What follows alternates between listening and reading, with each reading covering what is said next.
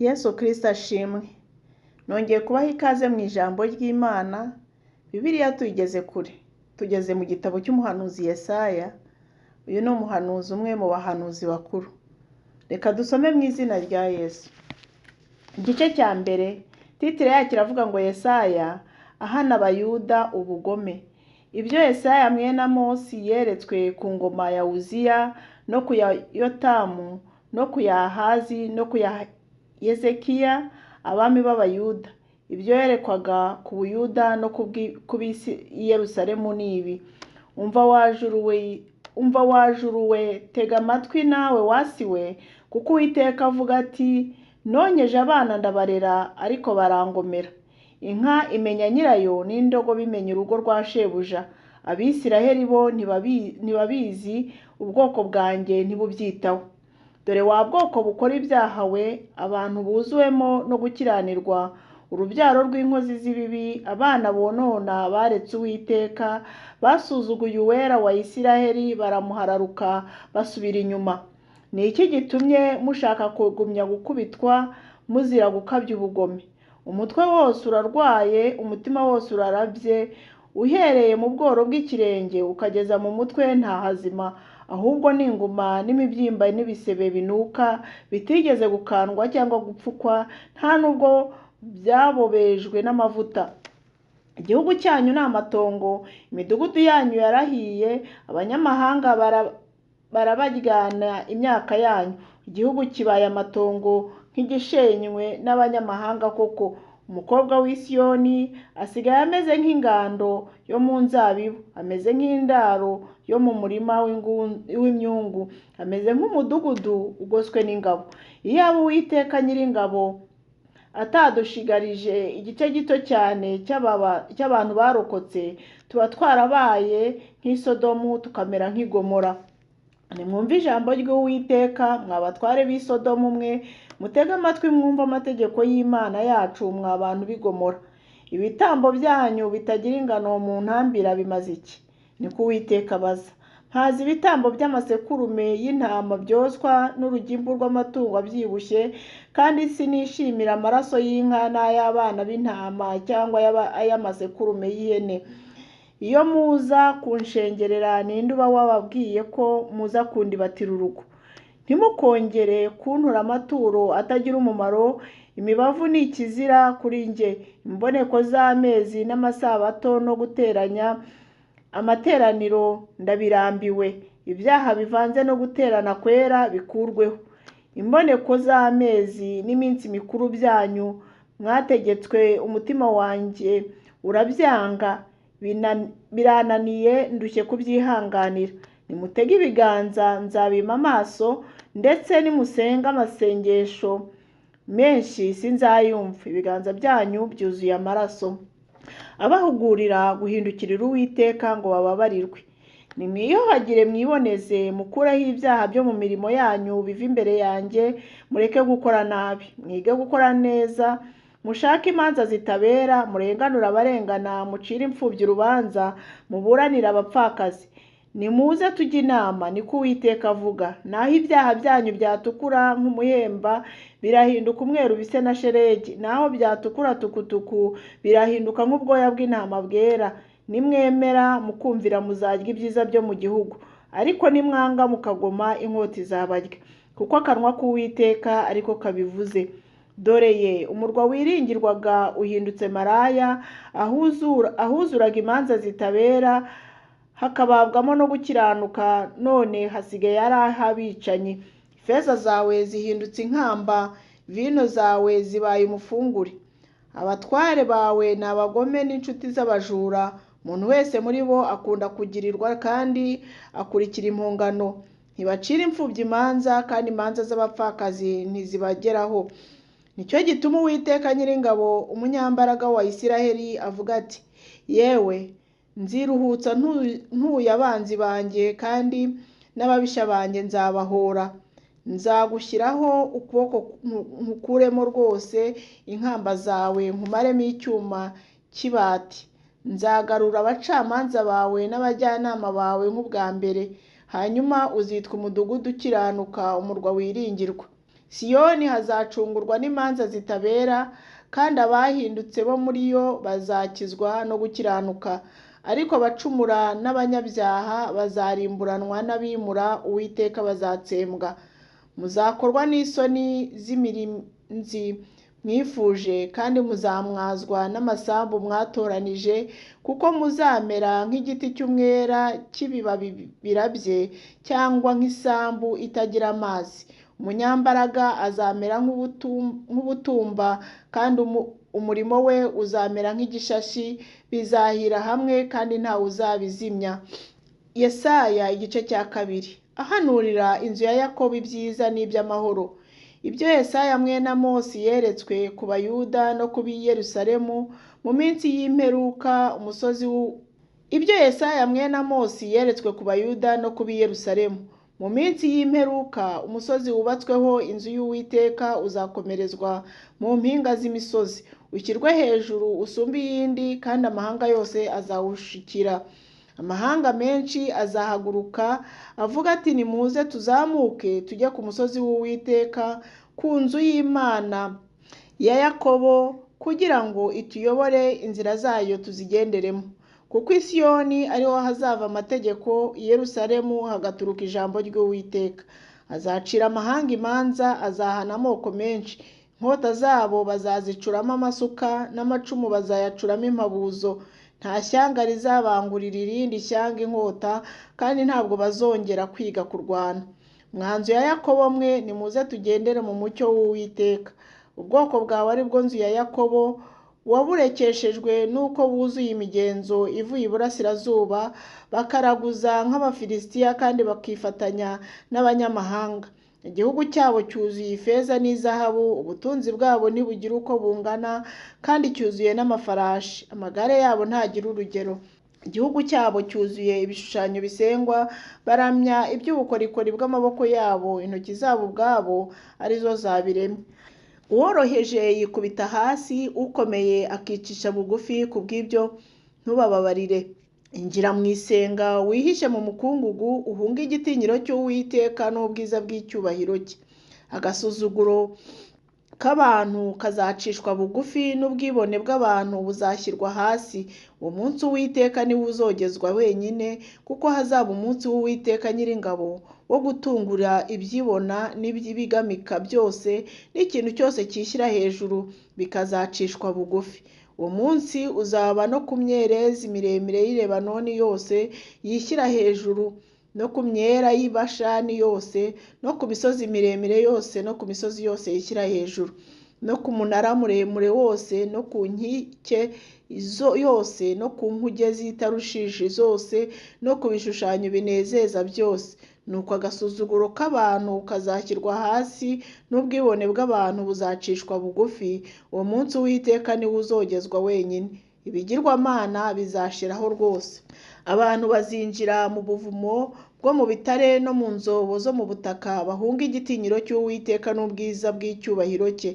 Ubwo azahagurukana imbaraga aje guhindisha isi umushyitsi, uwo munsi abantu bazajugunya ibishushanyo byabo bisengwa by'ifeza n'iby'izahabu byacuriwe gusengwa, babijugunyira imbeba n'ubucurama, bajye kwihisha mu buvumo bwo mu bitare no mu bihanamanga. Bahunga igitinyiro cy'Uwiteka n'ubwiza bw'icyubahiro cye, ubwo azahagurukana imbaraga aje gutera isi umushyitsi. Nimureke kwishingikiriza ku bantu bafite umwuka wo mu mazuru, mbese mubaciki. Yesaya igice cya 3. Amakuba azanwa n'ibyaha. Abakobwa b'i Yerusalemu bahanwa. Dore Uwiteka Umwami Nyiringabo yanyaze ab'i Yerusalemu n'Abayuda icyari kibatunze n'icyo bari bishingikirijeho, umutsima wose n'amazi yose byabatungaga, n'umunyamaboko wese n'intwari yose, n'umucamanza n'umuhanuzi, n'umupfumu n'umukuru, n'umutware w'ingabo 50, n'umunyacyubahiro, n'umujyanama, n'umunyabukorikori, n'umuhanga, n'umupfumu utijijutse. Nzabaha abana ho abatware, abana bato nibo bazabategeka. Abantu bazarenganywa, umuntu wese azarenganya mugenzi we, undi azarenganya umuturanyi we, umwana azasuzugura abakuru, umutindi azasuzugura abanyacyubahiro. Icyo gihe umuntu azafata mwene se wo mu rugo rwa se, amubwira ati, ubwo ari wowe ufite imyambaro aba ari wowe uba umutware, n'iri tongo aba ari wowe uritegeka. uwo munsi azahakana avuga cyane ati, simbasha kubabera umukiza kuko nta byo kurya mfite mu rugo rwanjye, nta n'imyambaro, ndanze no ko mungira umutware w'abantu.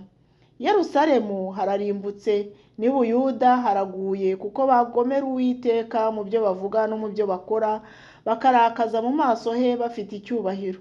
Ishusho yo mu maso habo niyo muhamya wo kubashinja, berura ibyaha byabo nk'ab'i Sodomu ntibabihisha. Ubugingo bwabo buzabona ishyano kuko bihamagariye icyago. Muvuge ko abakiranutsi bazagubwa neza kuko bazatungwa n'imirimo y'amaboko yabo. Ariko umunyabyaha abonye ishyano azagubwa nabi kuko azahabwa ibihembo by'ibyo yakoze. Ubwoko bwanjye burarenganywa n'abana kandi burategekwa n'abagore. Nyamuna bwoko bwanjye, abakuyobora barakuyobya bakarimbuza inzira unyuramo. Uwiteka ahagurukirwe no kuburana agacira amahanga imanza. Uwiteka azacira imanza abakuru n'ubwoko bwe n'abatware babwo, kuko ari mwebwe mwariye uruzabibu mukarumaraho, iminyago y'abakene iri mu ngo zanyu. Ni iki gituma mumenagura ubwoko bwanjye mugahera abakene? Niko Uwiteka umwami Nyiringabo abaza. Kandi Uwiteka aravuga ati, abakobwa b'i Siyoni bafite ubwibone kandi bagenda bashinze amajosi, bareba n'amaso y'ubuhehesi, bagenda bakimbagira bacinya inzogera. Nicyo kizatuma Uwiteka ateza abakobwa b'i Siyoni ibikoko mu bitwariro, agatwikurura ibiteye isoni byabo. Uwo munsi Uwiteka azabambura ubutega barimbana n'ibikubwe n'ibirezi n'imitako n'ibitare n'imishunzi n'imitamirizo n'imikufi yo ku maguru n'imyeko n'imikondo y'amadahano n'impigi n'impeta zindi n'izindi mpeta zo mu mazuru n'imyambaro y'amabara myiza n'imyitero n'ibishura n'amasaho y'umurimbo n'indorerwamo n'igitare cyiza n'ibitambaro byo mu mitwe n'imyenda bitwikiriye. Maze mu cyimbo cy'ibihumura neza hazaba umunuko, mu cyimbo cy'umweko hazaba umugozi, ahabaga umusatsi usibye hazaba uruhara, mu cyimbo cyo kwambara ikoti ryiza bazakenyera ibigunira, ahari ubwiza hazaba inkovu. Ingabo zawe zizicwa n'inkota, intwari zawe zizagwa mu ntambara. Amarembo y'i Siyoni azarira boroge, hazicara ku butaka hasigare ubusa. Yesaya igice cya 4. Imana isezerana gukiza abakobwa b'i Yerusalemu. Uwo munsi abagore 7 bazajya ku mugabo umwe bamubwire bati, tuzitungirwa n'ibyo kurya byacu kandi tuzajya twiyambika ubwacu, ariko uduhe twitirirwa izina ryawe, udukize urubwa rw'abantu. Uwo munsi ishami ry'Uwiteka rizaba ryiza rifite icyubahiro, Abisiraheli bazarokoka, imyaka yo mu gihugu izabaryohera cyane ibabere myiza. Maze uzasigara i Siyoni n'i Yerusalemu wese yanditswe mu bazima b'i Yerusalemu azitwa uwera. Ubwo ngubwo Uwiteka azaba yuhagiye imyanda y'abakobwa b'i Siyoni ayimazeho, kandi azaba amaze amaraso muri Yerusalemu ayamarishijemo umwuka ukiranuka n'umwuka wotsa. Kandi hejuru y'ubuturo bwose bwo ku musozi wa Siyoni no ku materaniro yaho Uwiteka azaharemeraho igicu cy'umwotsi ku manywa n'umuriro waka ukamurika nijoro. Maze hejuru y'ibyubahwa byose hazabeho igitwikirizo, kandi ku manywa hazabaho ihema ryo kuzana igicucu ku bw'icyokere, riba ubuhungiro n'ubwugamo bw'ishuheri n'imvura. Yesaya igice cya 5. Imana ishinja Abayuda ubuhemu. Reka ndirimbire umukunzi wanjye indirimbo y'uruzabibu rwe. Umukunzi wanjye yari afite urutoki rw'uruzabibu ku musozi urumbuka, ararutabirira, arurimburamo amabuye, aruteramo insina y'umuzabibu y'ubwoko bwiza cyane, arwubakamo inzu y'amatafari ndende, acukuramo n'urwina. Nuko yiringira ko ruzera inzabibu, ariko rwera indibu. Yemwe baturage b'i Yerusalemu mwe, namwe bagabo b'i Buyuda, nimudukize njye n'uruzabibu rwanjye. Ikintu nari nkwiriye gukorera uruzabibu rwanjye nasize ni ikihe? Ko nari niringiye ko ruzera inzabibu, ni iki cyatumye rwera indibu? Noneho rero reka mbabwire ibyo ngiye gukorera urutoki rwanjye. nzasenya uruzitiro rwarwo maze rwonwe rwose, nsenye n'inkike yarwo runyukanyukwe, kandi nzarurimbura. Ntiruzicirwa, ntiruzahingirwa, ahubwo ruzameramo imifatangwe n'amahwa, kandi nzategeka ibicu bye kugushamo imvura, kuko urutoki rw'Uwiteka Nyiringabo ari inzu ya Isiraheli n'Abayuda n'insina yishimiraga. Yabiringiragamo imanza zitabera, ariko abasangamo kurenganya. Yabiringiragamo gukiranuka, ariko abasangamo umuborogo. Icyaha cyo guhuguza n'igihano cyacyo. Bazabona ishyano abagerekeranya ingo ku zindi, bakikubira imirima kugeza ubwo hatagira hasigara, mugatura mu gihugu mwenyine. Uwiteka Nyiringabo yampishuriye atyo ati, ingo nyinshi ndetse n'ingo nini nziza zizaba imisaka, he kugira uzibamo. Imirima y'inzabibu 10 izavamo inshuro imwe y'intebo, kandi ibibibiro 10 by'imbuto z'amasaka bizavamo inshuro imwe y'igiseke. Icyaha cy'ubusinzi n'ibindi byaha n'ibihano byabyo. Bazabona ishyano abazindurwa no kuvumba ibisindisha, bakaba ari cyo biririrwa bakabirarira inkera, kugeza aho bibahinduye nk'abasazi. Mu birori byabo bagira inanga na neberu n'ishako n'imyironge na vino, maze ntibite ku murimo w'Uwiteka, ntibatekereze ibyo yakoze. Nicyo cyatumye ubwoko bwanjye bujyanwaho iminyago buzize ubupfu bwabwo, abanyacyubahiro bo muri bwo bishwe n'inzara, kandi rubanda ruguye umwuma. Ikuzimu habaye ikirura, hasamishijwe akanwa kaho bitagira akagero, maze abantu banjye uko bangana bahamanuka n'icyubahiro cyaho, ndetse n'uwo muri bo binezereye bagwanamo. Kandi umuntu acishijwe bugufi n'ukomeye aracogozwa, n'amaso y'abibone nabo aracogozwa. Ariko Uwiteka Nyiringabo ashyirishijwe hejuru n'imanza zitabera. Imana yera iragaragarisha kwera kwayo gukiranuka. Icyo gihe abana b'intama bazarisha mu bikingi byabo uko bashatse, kandi mu matongo y'abakire inzererezi zizahahindura.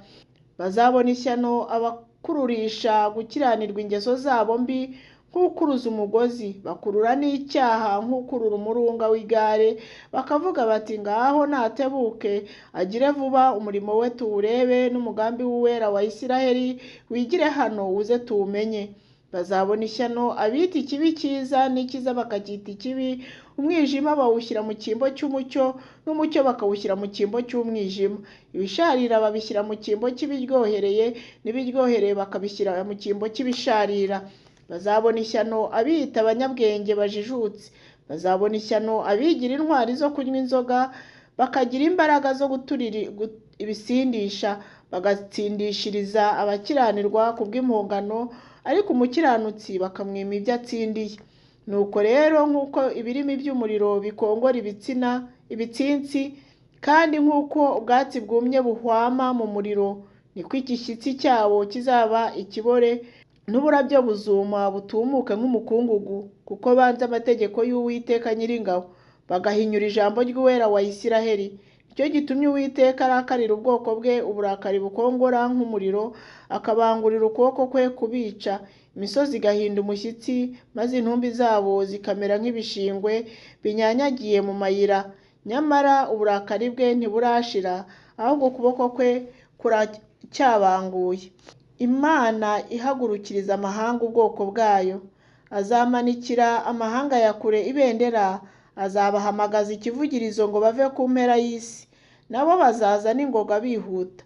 Muri bo ntawe uzananirwa ngo asitare, ntawe uzahunikira ngo asinzire, ntawe uzakenyuruka, kandi n'udushumi tw'inkweto zabo ntituzacika. Imyambi yabo iratyaye, n'imiheto yabo yose irabanze. Inzara z'amafarashi yabo zizamera nk'amasarabwayi, n'inziga z'amagare yabo zizagenda nka serwakira. Kwivuga kwabo kuzaba nk'ukw'intare, bazivuga nk'imigunzu y'intare. Ni koko bazivuga bafata umuhigo wabo bawujyana amahoro, kandi nta murengezi uzaba ahari.